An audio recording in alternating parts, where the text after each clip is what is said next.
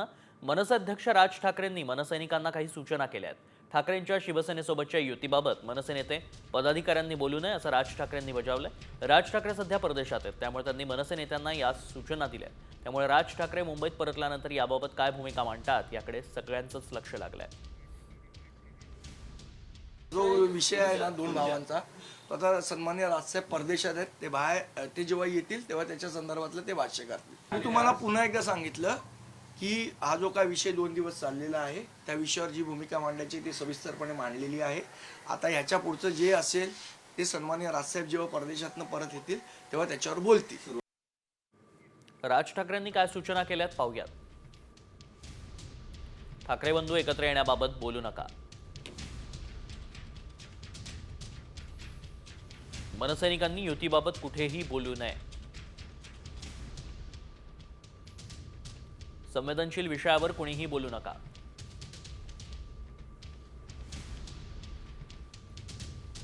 परदेशात असल्यानं राज ठाकरेंच्या या सूचना आहेत।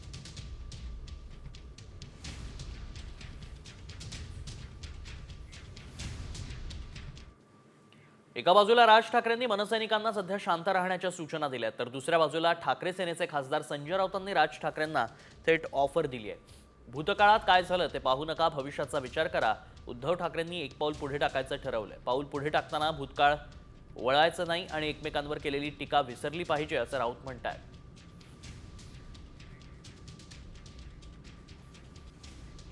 मागे आम्ही काय बोललो, ते काय बोलले, त्यांनी काय टीका केली, त्यांनी काय भूमिका मांडली हे विसरायला पाहिजे पुढे जाताना। याला सकारात्मक दृष्टिकोन म्हणतात। जेव्हा आम्ही काँग्रेस आणि राष्ट्रवादी काँग्रेस बरोबर आघाडी स्थापन केली तेव्हा आम्ही एकमेकांवर टीका करत होतो ना, प्रचंड टीका केली आम्ही दोघांनी एकमेकांवर। पण जेव्हा आम्हाला एकत्र यायचं ठरल्यावर आम्ही भूतकाळात पाहिलं नाही, आम्ही भविष्याचा विचार केला। राज ठाकरे उद्धव ठाकरे युतीवर अनेक राजकीय प्रतिक्रियाही समोर येताना असतानाच उपमुख्यमंत्री एकनाथ शिंदे मात्र काहीच बोलायला तयार नाहीत। त्यामुळे खासदार संजय राऊतांनी शिंदे गटाला पुन्हा एकदा डिवचलंय। राऊतांकडून एक्सवर एक व्हिडिओ ट्विट करण्यात आलाय। या व्हिडिओसोबत राज उद्धव यांच्यात साथ प्रतिसाद सुरू झाल्यावर असा उल्लेख करण्यात आलाय। तुम्ही त्यातला संदेश काढा, कुठे आग लागले कोणाच्या बुडाला। अहो तुम्हाला सगळं माहिती आहे, तुम्हाला सगळं माहिती आहे कोणाच्या बुडाला किती आग लागली आणि आग कशी धो बाहेर पडते, धूर कसा बाहेर पडतोय। एकनाथ शिंदेचं अस्तित्व त्यांना धुरासारखं म्हणजे जळतं लाकूड आहे, मी नेहमी म्हणतो। पाटणकर काढा त्यांना दिला एकनाथ शिंदेंनी, त्यातूनही त्यांचे सुधारलेले नाही। आता कैलास जीवन लावावं लागणार आहे त्यांना। साथ प्रतिसाद आहेत पण वाद नाहीत। पक्षप्रमुखांनी बोलल्यावर कार्यकर्त्यांनी बोलू नये। युतीच्या प्रस्तावावर आदित्य ठाकरेंनी ही प्रतिक्रिया दिली। ठाकरे बंधू एकत्र येण्याच्या चर्चा सुरू आहेत आणि त्यातच आदित्य ठाकरेंकडून सूचक वक्तव्य पाहायला मिळालंय। ज्या रस्त्यावर चालू होत आपण चाललो त्याच्यावरच चालूया, आपण रस्ता बदलू नको। तुम्हाला एकच स्पष्ट सांगतो, मला वाटतं 2 पक्षप्रमुखांनी जे काही बोलायचं होतं ते जाहीरपणे आपल्याच माध्यमातून बोलून झालेलं आहे। त्याच्यावर आम्ही कार्यकर्ते म्हणून पुढे काही बोलणार नाही। शिवसेना शिंदे गटाचे नेता आणि मंत्री उदय सामंत यांनी मात्र राज ठाकरे उद्धव ठाकरे युतीवर चांगलाच टोला लगावलाय।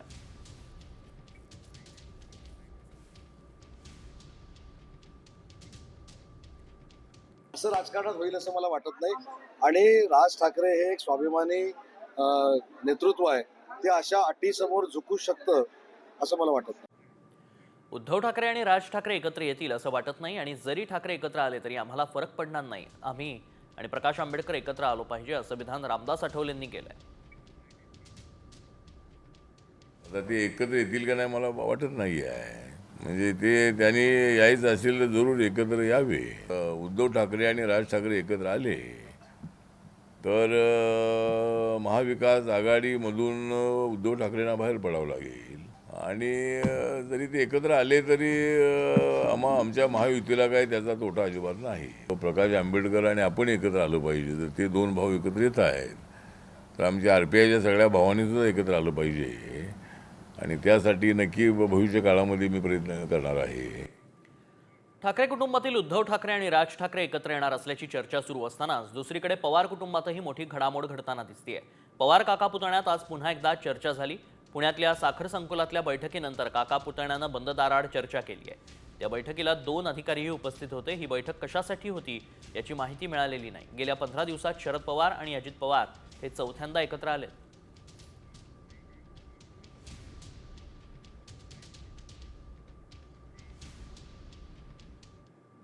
परिवारातलं साखरपुड्याचा कार्यक्रम असला तर परिवार म्हणून एकत्र येतात. ही महाराष्ट्रीय संस्कृती परंपरा ही वर्षानुवर्ष चालत आलेली. त्याच्यात बाकीच्यांनी फार काही चर्चा करण्याचं कारण नाही. तो पवार परिवाराचा अंतर्गत प्रश्न. पवार साहेब ज्या संस्थेचे अध्यक्ष आहेत त्या संस्थेमध्ये मी पण सदस्य म्हणून काम करतो किंवा ट्रस्टी म्हणून काम करतो.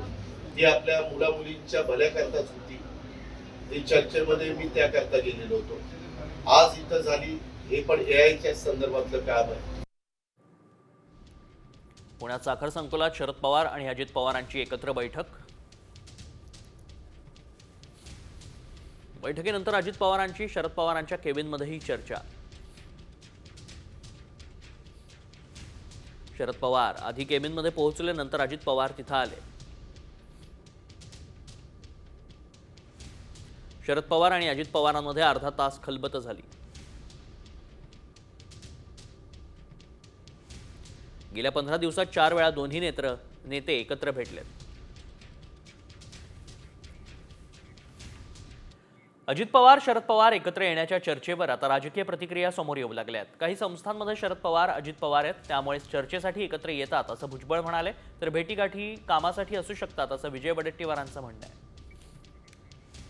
अजितदादा आणि शरद पवार साखरेच्या बाबतीमध्ये असतील, ऊसाच्या कारखान्याचे प्रश्न सोडवण्याच्या बाबतीत असतील, इतर काही बाबतीमध्ये, तर त्या वेळा त्या किंवा हे आपलं रयत शिक्षण संस्था अशा काही संस्था आहेत की ज्याच्यामध्ये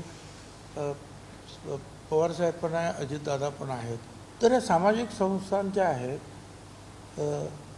त्यांचे प्रश्न सोडवायचे असतात तेव्हा चर्चेसाठी ते एकत्र येतात. काय तो भाग काही नवीन नाही आपल्याला. सध्या अलीकडे खूप जोरात मोठे पवार लहान पवार, मोठे बंधू लहान बंधू, ठाकरे बंधू वगैरे असं सगळं चाललेलं आहे.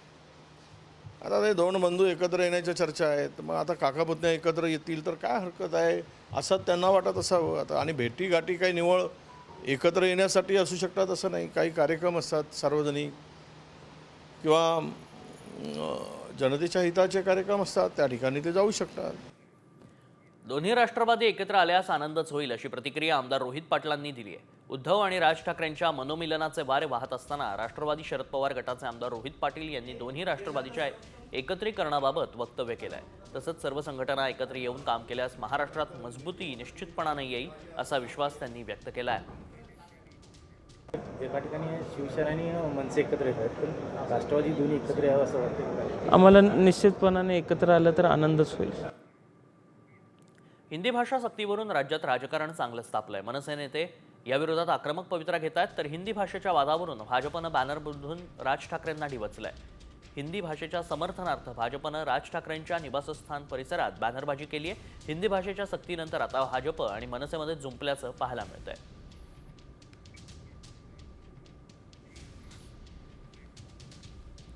राज्यात हिंदी सक्ती करणाऱ्या सरकारनं इंग्रजी शाळा बंद करून दाखवाव्यात असं आव्हान मनसेनं मुख्यमंत्र्यांना दिलं. राज्यात हिंदी सक्तीच्या विषयावरून वातावरण तापलंय. फडणवीसांनी इंग्रजीचं कौतुक केलं जातं, मात्र हिंदीसारख्या भारतीय भाषेला विरोध केला जात असल्याचा टोला मनसे आणि ठाकरे गटाला नाव न घेता लगावला होता. त्याला आता मनसेनं उत्तर दिलंय. त्यांनी इंग्रजी माध्यमाच्या जेवढ्या शाळा आहेत त्या सगळ्या शाळांची मान्यता रद्द करावी आणि त्यांना मराठी भाषेचे माध्यम ची परवानगी द्यावी. तुम्ही करू शकता का हे फडणवीस साहेब? की सगळ्या जेवढ्या इंग्रजी माध्यमाच्या शाळा त्या बंद करा आणि त्यांना सांगा आजपासून तुम्ही मराठी माध्यमाची शाळा. आमचा विरोध आम्ही करणार नाही. बघा, करून बघा. फडणवीस साहेबांनी करून बघावं. ते सरकार आहे, 230चं बहुमत आहे. करा तुमच्या हिंमत असेल तर.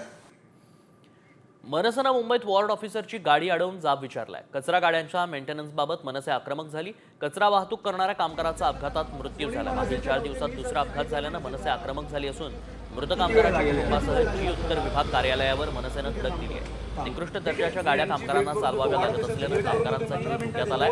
त्यामुळे चांगल्या गाड्या मिळाव्यात अशी मागणी मनसेनं केली. आता ते त्यांना जेवढी भावना तरी कळली पाहिजे. अहो साहेब, पैसे पण नाही मिळणार आहेत त्यांना. करूया ना आपण, प्लीज बोला ना. मी काय म्हणतोय, तू इथे काहीही गडबड होणार नाही माझी गॅरंटी. मी उभा आहे, काही गडबड नाही होणार. वॉर्ड ऑफिसर साहेब आत्ता मला भेटून गेले, मी 15 मिनिटात देतो म्हणाले, त्यांना निवेदन देणार, विषय संपला माझा. पोलिसांना कळवायचं ना ही गोष्टी. आता ही लोक डायरेक्ट आलेली आहेत साहेब, डायरेक्ट आलेली आहे, डायरेक्ट आलेली आहे. बरं ठीक आहे, आता एका साईडला. आणि आता एटीएम वापरणाऱ्यांसाठी महत्त्वाची बातमी समोर येते. 1 मे पासून एटीएम मधून पैसे काढणं महागेल. बॅलन्स चेक करण्यासही चार्ज लागतील. ठरवून दिलेल्या लिमिटनंतर दुसऱ्या बँकेच्या एटीएम मधून पैसे काढल्यास आता 17 ऐवजी 19 रुपये चार्ज लागेल. बॅलन्स चेक करण्याचा चार्ज देखील 7 रुपयांवरून 9 रुपयांवर पोहोचलाय. दरम्यान सध्या बँकांकडून दुसऱ्या बँकेतील एटीएम मधून पैसे काढण्यासाठी मेट्रो शहरात 5 आणि नॉन मेट्रो शहरात 3 व्यवहार मोफत दिले जात आहेत. मात्र 3 पेक्षा जास्त व्यवहारांवर चार्ज लावण्यात येतो. 1 मे पासून आता एटीएम मधून पैसे काढणं महागणार आहे. लिमिट नंतर दुसऱ्या बँकेच्या एटीएम मधून पैसे काढल्यास चार्ज 17 ऐवजी 19 रुपये चार्ज लागेल. बॅलन्स चेक करण्याचा चार्ज 7 रुपयांवरून 9 रुपये होणार आहे. मेट्रो शहरात 5, नॉन मेट्रो शहरात 3 व्यवहार मोफत असतील.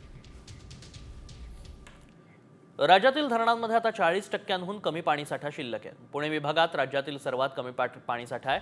गेल्या वर्षीच्या तुलनेत यंदा काही टक्क्यांनी पाणीसाठा अधिक असला तरी काही प्रमुख धरणं एप्रिलच्या मध्यावरच मायनसच्या दिशेनं वाटचाल करू लागली आहेत. त्यामुळे शेतीच्या पाण्यासह पिण्याच्या पाण्याची चिंता व्यक्त केली जाते.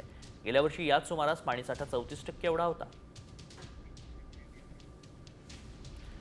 विभाग आणि वर्ष आपण बघतो अनुक्रमे पुणे 29.51% 2024 मध्ये, तर तो साठा 32.70%. संभाजीनगरात 17, नाशिकमध्ये 37.41, 42.64, कोकण 47.68, 2025 मध्ये 48.41%, नागपुरात 44.89%, 39.27%, अमरावती 48.45%, 48.96%. इगतपुरीतल्या दरेवाडीमध्ये धरण उशाला आणि कोरड घशाला अशी परिस्थिती निर्माण झाल्याचं दिसतंय. दुष्काळाचं दाहक वास्तव दरेवाडीतून समोर येत आहे. या भागातल्या आदिवासी महिला कडेवर लेकरू आणि डोक्यावर हांडा घेऊन डोंगर चढतात.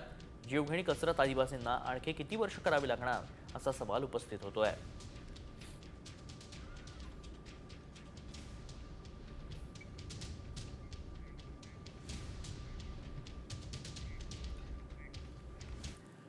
छत्रपती संभाजीनगर शहरातील पाणी प्रश्न सध्या गंभीर झाला आहे. मुख्यमंत्र्यांच्या अध्यक्षतेत मुंबईत लवकरच या संदर्भात बैठक होणार आहे. मुंबईत ही बैठक पार पडेल. याबाबत मुख्यमंत्री संभाजीनगरमध्ये आल्यानंतर भाजपचे सावे डॉक्टर कराड, शिरीष बुराळकर यांनी पाणी योजनेचा आढावा घेण्यासंदर्भात मागणी केली आहे. त्याला मुख्यमंत्र्यांनी सकारात्मक प्रतिसाद दिला आहे.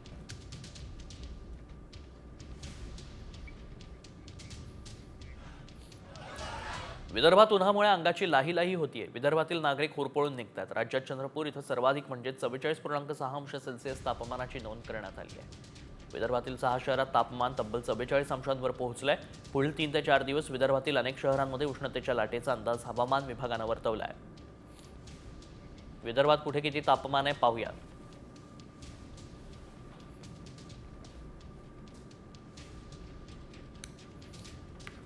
चंद्रपूर 44.6, अमरावती आणि ब्रह्मपुरी अनुक्रमे 44.4, अकोला 44.3, नागपूर वर्धा अनुक्रमे 44. राज्यात उन्हाचा चटका दिवसेंदिवस वाढत चाललाय. अनेक भागात पारा 40 अंशांच्याही पुढे गेलाय. मुंबईत सध्या तापमान कमी असलं तरी आजपासून ऊन वाढण्याचा अंदाज हवामान विभागानं वर्तवलाय. त्यामुळे पुढचे 2 ते 3 दिवस मुंबईकरांना उकाड्याबरोबरच उन्हाचा तडाखाही सहन करावा लागेल. मुंबईत सध्या कमाल तापमान 32 ते 33 अंशादरम्यान आहे. मात्र वाढती आर्द्रता आणि दमट हवामानानं उष्मा अधिक जाणवतोय.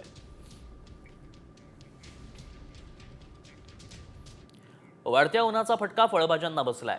राज्यासह परराज्यातून आवक घटली आहे. त्यामुळे भाज्यांचे दर वाढलेत. उन्हामुळे भाज्यांचा दर्जाही घसरलाय. काकडी, फ्लॉवर, शिमला मिरची, गाजर, घेवडा या भाज्यांच्या दरात 5 ते 10% वाढ पाहायला मिळते.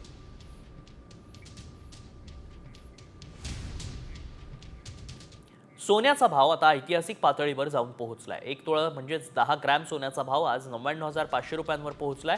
यात जीएसटीसह रकमेचा समावेश केल्यास ग्राहकांना 1 तोळा सोन्यासाठी 1 लाखांपेक्षा जास्त पैसे मोजावे लागतील. येत्या 30 एप्रिलला अक्षय तृतीया आहे. हा 3.5 शुभ मुहूर्तांपैकी एक मुहूर्त समजला जातो. या दिवशी सोन्याचा भाव 1 लाखांचा टप्पा ओलांडेल असा अंदाज आहे. मात्र त्यापूर्वीच सोन्याच्या भावानं लाखाचा टप्पा पार केलाय. त्यामुळे आता सोनं खरेदी ही सर्वसामान्यांच्या आवाक्या पलीकडे गेल्याचं दिसतंय.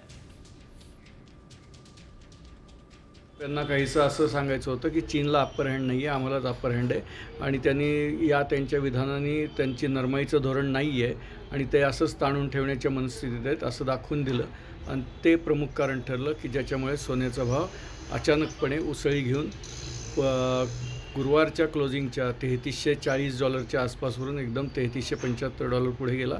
उच्चतम जाताना त्यांनी $3385 पातळी पर औंसची गाठली होती. आम्ही ॲक्च्युअल सोनं घ्यायला चाललेलो होतो, पण सोन्याचे आजचे जे भाव पाहिले तर खूप चीड येते की एवढा भाव झाला आहे. महिलांना दागिने तर खूप आवडतात, पण मग ते आजच्या भावाच्यानुसार घेणं पॉसिबल नाही. तर सोन्याचे भाव उतरले पाहिजे ही सर्व महिला वर्गाची इच्छा आहे. तर एवढं सोनं जर महाग झालं तर सर्वसामान्य महिलांना ते कठीणच आहे घेणं. सोन्याचे भाव उतरावे. राज्यात अनेक ठिकाणी पाणी टंचाईचा सामना करावा लागतोय. वाड्या वस्त्यांवरील महिलांना हंडाभर पाण्यासाठी पायपीट करावी लागते. पाणी टंचाईचं हे भीषण वास्तव पाहूया. हंडाभर पाण्यासाठी जीवघेणी कसरत.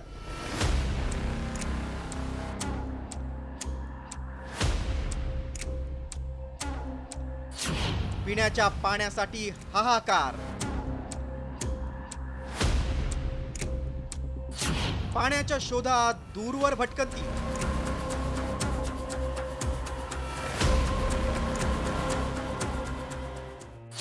बघितलं, नाशिकच्या आदिवासी पाड्यातील महिलांची हंडाभर पाण्यासाठीची ही कसरत अगदी रोजची. पाणी टंचाईमुळे मैलोनमैल चालून हंडाभर पाणी मिळते. नाशिक जिल्ह्यातील इगतपुरी, त्र्यंबकेश्वर, पेठ, सुरगाणामधील आदिवासी भागातील महिलांना अशा प्रकारे पाण्यासाठी वणवण भटकावं लागतंय. गंद पाणी पिण्यात येत आहे आणि पाण्यावर 2 किलोमीटरवर आम्हाला पण जावं लागतंय. एकीकडे लाडकीचे लाड पुरवणारं महायुती सरकार लाडकीच्या पाण्यासाठीच्या व्यथांकडे मात्र कानाडोळा करताना दिसते. या महिलांच्या तोंडूनच ऐका पाणी टंचाईचं भीषण वास्तव. तर आमची पाण्याविषयी हीच समस्या असेल की मार्च पवत हे विहिरीला पाणी राहते, मार्च संपलं काही विहिरी कोरडे पडतात हे कुवा. तर मग त्याच्यानंतर आम्ही हे गंद पाणी पिण्यात येत आहे आणि पाण्यावर 2 किलोमीटरवर आम्हाला पण जावं लागतंय. नाशिक जिल्ह्यात 1410 कोटी रुपये खर्चून जलजीवन मिशन योजनेअंतर्गत 1222 योजनांची कामं हाती घेण्यात आली. त्यातील 15% कामच अद्याप पूर्ण झाले. त्यामुळे नाशिकच्या आदिवासी पाड्यांमध्ये अद्याप महिलांना पाण्यासाठी वणवण भटकावं लागते.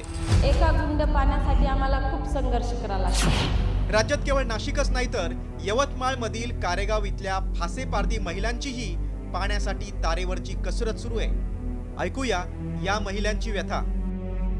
आमचा लेकरू पडून जाते विहिरीमध्ये किंवा आमचं माणूस पडून जाते विहिरीमध्ये, बाया पडून जाते विहिरीमध्ये, घसरून पडून जाते. त्या एका गुंडा पाणीसाठी आम्हाला खूप संघर्ष करावा लागते. अशा स्थितीमुळे राज्यातील जलजीवन मिशन योजनेची कामं कागदावरच राहिली आहेत का असा प्रश्न विचारला जातोय. मात्र काही दिवसांपूर्वीच मुख्यमंत्र्यांनी या संदर्भात जिल्हाधिकाऱ्यांना आदेश दिले होते. मुळातच आपल्याला कल्पना आहे की एप्रिल आणि मे या 2 महिन्यामध्ये राज्याच्या काही भागांमध्ये पाण्याची टंचाई निर्माण होते. विशेषतः जिथे पाण्याचे स्रोत स्वतंत्र नाहीत अशा ठिकाणी ही टंचाई जास्त असते. आपण याकरता जिल्हाधिकाऱ्यांना प्राधिकृत करतो. जिल्हाधिकाऱ्यांनी टंचाईच्या संदर्भात मॅपिंग करून ते टंचाई सातत्याने जाणवते तिथे वेगवेगळ्या स्रोतातनं पाणी गेलं पाहिजे व्यवस्था करायची असते. आताही आम्हाला काही तक्रारी मिळाल्या तर आम्ही त्या जिल्हाधिकाऱ्यांकडे पाठवतो आणि टंचाई दूर करण्याचा आपण प्रयत्न करतो. I don't ever slow up, no I don't take shit, I got no love for the fakeness. If you wanna play tough and wanna hate this, I'll always show up. I don't ever slow up, no I don't take shit, I got no love for the fakeness. If you wanna play tough and wanna hate this, I'll always show up and make a statement. I don't ever slow up, no I don't take shit. I got no love for the fakeness. If you wanna play tough and wanna hate this, I'll always show up and make a statement. Everything I do so instinctive and so passionate. Every word I move so descriptive like an adjective. I got a vendetta against people who patented being negative.